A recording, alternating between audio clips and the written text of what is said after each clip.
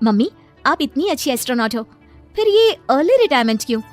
क्योंकि बचपन से मेरा बस एक ही सपना था, जिसके लिए मैंने लाइफ में बहुत कुछ खोया और छोड़ा। लेकिन अब इस अर्ली रिटायरमेंट के जरिए मैं बस तुम दोनों के साथ और पास रहकर बिना किसी हड़बड़ी की जिंदगी जीना चाहती हूँ। सास की बात सुनकर काजल मुस्कुराकर चली जाती है। उसी शाम ऑफिस से घर वापस आकर अजय अपनी मम्मी के पास बैठता है। मम्मी, क्या हमारी स्पेस ऑर्गेनाइजेशन कोई नया स्पेस मिशन प्लान कर रही है? क्या मिशन है, बताओ ना मम्मी। हे भगवान, शरीर इतना बड़ा हो गया लेकिन दिमाग आज भी बच्चों से गया गुजरा है। घर में आया नहीं कि सवाल शुरू। तो तुम जवाब दे दो ना। मैं क्या जवाब दूं? जैसे तुझे मेरे रिटायरमेंट के बारे में पता ही नहीं। इतने समय से तूने मुझे ऑफिस जाते हुए देखा क्या? फिर मुझे कैसे पता होगा? जा, तेरी पत्नी से पूछ, वो रोज ऑफिस जाती है। माँ की बात पर अजय आवाज लगाकर काजल को बुलाकर वही सवाल उससे भी पूछता है, पर काजल उसका कोई जवाब नहीं देती। और बोलो पत्नी से पूछने के लिए, मैडम जवाब ही नहीं दे रही। सवाल जायज हो तो जवाब मिलेगा ना। तुम्हें अच्छे से पता है, कॉन्फिडेंशियलिटी रूल्स के चलते हम किसी से भी ऑर्गेनाइजेशन और मिशन से रिलेटेड कोई बात नहीं कर सकते। वो तो पता है, लेकिन मुझसे भी छुपाने का मतलब समझ में नहीं आया। वो मम्मी, रिटायरमेंट एप्लीकेशन के बाद से आपने ऑफिस भी आना बंद कर दिया। सबको लगा कि अब आप इंटरेस्टेड नहीं होगी, इसलिए इन्फॉर्म नहीं किया। क्या तुम भी इस मिशन का हिस्सा हो? मैं ही इस मिशन की लीड साइंटिस्ट हूँ। ये हमारा अब तक का सबसे बड़ा और इम्पोर्टेंट मिशन है। अगर ये सक्सेसफुल हो गया तो दुनिया में हमारे नाम के साथ मेरा प्रमोशन भी पक्का है। काजल की बात सुनकर दोनों माँ बेटे हैरान रह जाते हैं, लेकिन फिर सब साथ मिलकर सेलिब्रेट करते हैं। अब दिन बीतने लगते हैं। काजल स्पेस मिशन के चलते पहले से ज्यादा बिजी हो जाती है और देर तक ऑफिस में समय बिताने लगती है। कुछ समय तक इसे चुपचाप देखने के बाद एक सुबह बहू को सामने देखकर आखिरकार सास उसे टोक ही देती है। आ रही हो या जा रही हो? भाई, हमें तो तुम्हारी शक्ल देखे लगता है सदियां बीत गई। मैडम कब आती है कब जाती है कुछ पता ही नहीं चलता। अरे ऐसा कौन सा मिशन है जिसने सुबह रात घर परिवार सब भुला दिया? मिशन तो मैंने भी बहुत देखे हैं और गई भी हूँ, पर ऐसा हाल कभी नहीं हुआ। मम्मी, मैं आपकी चिंता और गुस्सा समझ सकती हूँ, पर ये स्पेस मिशन आज तक के सभी मिशन से बहुत अलग है। अच्छा, जरा मैं भी तो सुनूं, ऐसा क्या है इसमें? आई एम सॉरी मम्मी, मैं नहीं बता सकती। भूलो मत, मैंने रिटायरमेंट अप्लाई किया है, लेकिन रिटायर होने में अभी 7 महीने बाकी है, जिसके हिसाब से मैं आज भी ऑर्गेनाइजेशन का हिस्सा हूँ। तो मुझे बताकर तुम कोई रूल नहीं तोड़ रही।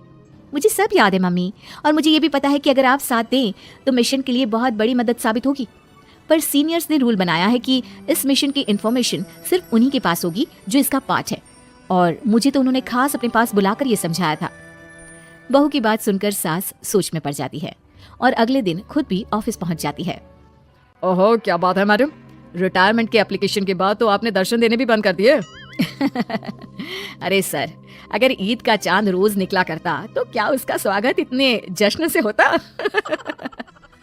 इस पर सीनियर भी हंसने लगते हैं और दोनों कैबिन में जाकर बैठ जाते हैं, जहां सास बातों बातों में नए स्पेस मिशन के बारे में पूछती हैं।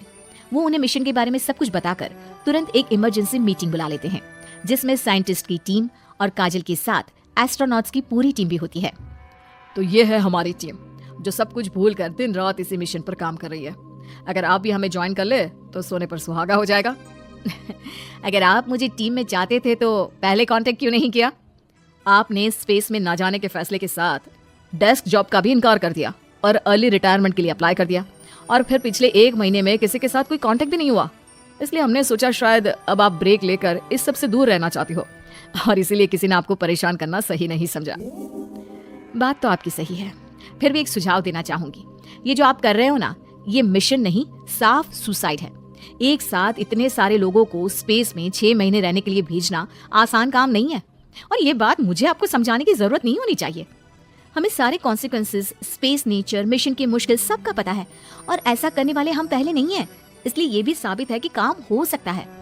आप सिर्फ एक एक्सपेरिमेंट के लिए इतने सारे लोगों की जान और मेहनत को दांव पर लगाना चाहते हो, जिसमें सक्सेस रेट भी मुश्किल से 1% है।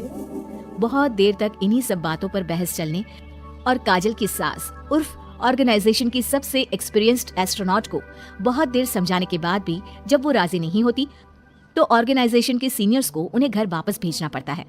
लेकिन उसी के बाद से न चाहते हुए भी सास मिशन के बारे में सोचना बंद नहीं कर पाती। इसी तरह 1 हफ्ता बीत जाता है।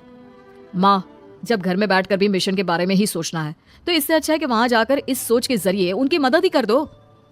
उन्हें ऑफिस में नहीं, स्पेस में जाने के लिए मेरी जरूरत है। वो चाहते हैं कि मैं हेड एस्ट्रोनॉट बनकर बाकी सबके साथ स्पेस में जाऊं। वाओ, रिटायरमेंट से पहले आखिरी असाइनमेंट की तरह इससे अच्छा और क्या हो सकता है माँ? आपको हाँ बोल देना चाहिए। उस टीम में एक मेंबर काजल भी है। अगर हम दोनों ही चले जाएंगे तो तुम अकेले कैसे रहोगे? वहां से जिंदा वापस आने की कोई गारंटी नहीं बेटा। अभी हमें भेजना चाहते हो क्या? जिस दिन से आपको पहली बार स्पेस में जाते देखा है तभी से ये डर और पॉजिटिविटी दोनों साथ लेकर जीना सीख गया हूं। आप जाओ माँ, मुझे पूरा भरोसा है आप दोनों वापस भी आओगे और देश के साथ मेरा नाम भी रोशन करोगे। बेटी की बात सुनकर माँ के अंदर हिम्मत आती है और वो एक बार फिर स्पेस ऑर्गेनाइजेशन पहुंच जाती है, जहां उसके फैसले से सब बहुत खुश होते हैं और स्पेस मिशन की तैयारी पहले से ज्यादा जोश में शुरू हो जाती है। कुछ ही समय बाद दोनों सास बहू स्पेस में पहुंच जाती हैं। आखिरकार आज मेरी साइंटिस्ट बहू एस्ट्रोनॉट भी बन गई। सिर्फ स्पेस सूट पहन लेने से कोई एस्ट्रोनॉट नहीं बन जाता। मैं साइंटिस्ट हूँ और उसी में खुश हूँ। अगर मिशन की रिक्वायरमेंट नहीं होती तो शायद कभी यहाँ आती भी नहीं। इसी तरह दिन पर दिन स्पेस की अनेक मुश्किलें और दिक्कत सहते हुए देखते ही देखते 6 महीने बीत जाते हैं और नामुमकिन को मुमकिन करके दिखाते हुए सब सही सलामत अर्थ पर वापस आ जाते हैं, जिसके बाद से दुनिया भर में ये मिशन सास बहू की अंतरिक्ष यात्रा के नाम से मशहूर हो जाता है।